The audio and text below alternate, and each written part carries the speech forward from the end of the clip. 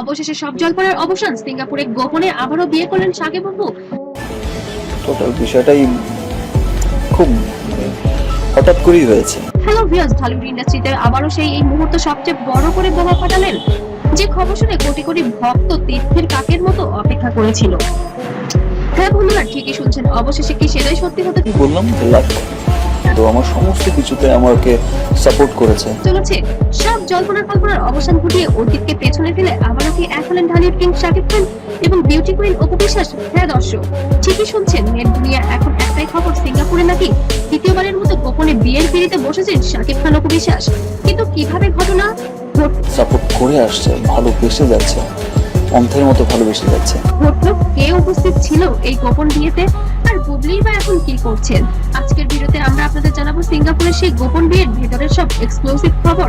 এই ভিডিওটি না টেনে একদম শেষ পর্যন্ত দেখতে থাকুন, কারণ শেষের দিকে থাকছে সবচেয়ে বড় চমক। দর্শক, শাকিব খান এবং অপু বিশ্বাস বাংলা সুন্দর করে এখন ভিউয়ার্সকে বলো, আবার अगेन বলো। চলচ্চিত্রের ইতিহাসে সবচেয়ে সফল এবং জনপ্রিয় জুটি 2008 সালে গোপনে বিয়ে করেছিলেন তারা। দীর্ঘ 8 বছর পর সেই খবর লুকিয়ে রাখার পর 2017 সালে ছেলে আব্রাহাম খান জয়কে নিয়ে লাইভ টিভিতে এসে বোমা ফাটান অপু বিশ্বাস। এরপর জল অনেক ঘোলা হয়েছে, তৈরি হয়েছে দূরত্ব। 2018 সালে আনুষ্ঠানিকভাবে ভেঙে যায় তাদের সংসার। মাঝখানে শাকিব খানের জীবনে আসে শবনম বুবলি, সেখানেও বিয়ে, সন্তান এবং সবশেষে বিচ্ছেদ। শাকিব খানের জীবন জানা এক আস্ত সিনেমার গল্প। তিনি ভক্তদের মনে সবসময় একটাই প্রশ্ন ছিল, শাকিব কি আবার তার প্রথম ভালোবাসা, তার প্রথম সংসার অর্থাৎ অপু বিশ্বাস আর আপনারা জানেন এর আগে কাছে ফিরে যাবেন? সেই প্রশ্নের উত্তর জানো এবার মিলে গেল সিঙ্গাপুরের মাটিতে। এবার আসা যাক মূল ঘটনায়। কিছুদিন আগে শাকিব খান চিকিৎসার জন্য এবং ব্যক্তিগত কাজে সিঙ্গাপুরে উড়াল দেন। সেখানে উপস্থিত জওয়ান অপু বিশ্বাস ও কাকতালীয় নাকি কোনো পূর্ব পরিকল্পনা?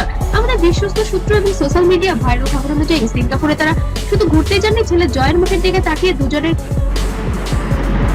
মধ্যকার পুরনো সব মান অভিমান ভুলে তারা নতুন করে সংসার শুরু করার সিদ্ধান্ত নিয়েছেন। শোনা যাচ্ছে সিঙ্গাপুরে একটি বিলাসবহুল হোটেলে অত্যন্ত গোপনীয়তার সাথে তারা এক বুবলির সাথে অপুর একটা ক্ল্যাশ হয়েছে, অপুই করেছে।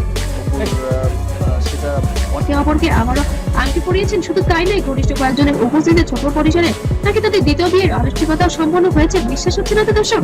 কিছুদিন ধরে অপু হাতের আংটি এবং তার সোশ্যাল মিডিয়া দেওয়া ইঙ্গিতপূর্ণ পোস্টগুলো শেয়ার করলেই বুঝতে পারবেন ভেতরে ভেতরে অনেক বড় কিছুই ঘটে গেছে।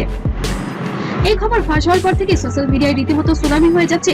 শাকিব অপুর ফ্যান পেজ গুলোতে এখন যেন আনন্দের বন্যা। অনেকেই বলছেন অবশেষে কিং খান তার আসল ঠিকানায় ফিরেছেন, আবার অনেকেই মন্তব্য করছেন ছেলে জয়ের জন্য তাদের এই আত্মদান যে সত্যিই প্রশংসনীয়। কিন্তু দর্শক, মুদ্রার তো আরেকটি পিঠও আছে। শাকিব অপুর এই মিলনের খবরে বুবলির প্রতিক্রিয়াকেই গুঞ্জন উঠেছে।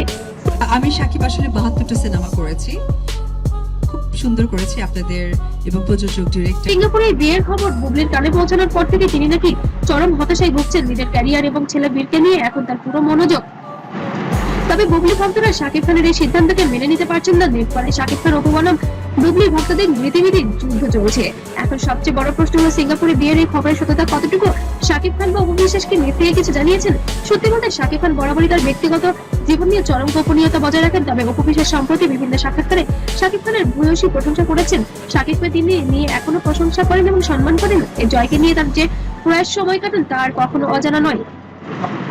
অনেকেই বলছেন যেহেতু তাদের ডিভোর্স হয়ে গিয়েছিল, তাই একসাথে থাকতে হলে ধর্মীয় আইনগত তাদের নতুন করে বিয়ে করা ছাড়া আর কোনো উপায় নেই। আর সেই কাজটি সিঙ্গাপুরে তারা সেরে ফেলেছেন। তো দর্শক, আপনাদের কি মনে হয় সিঙ্গাপুরে কি আসলে শাকিব অপু দ্বিতীয় বিয়ে সম্পন্ন হয়েছে?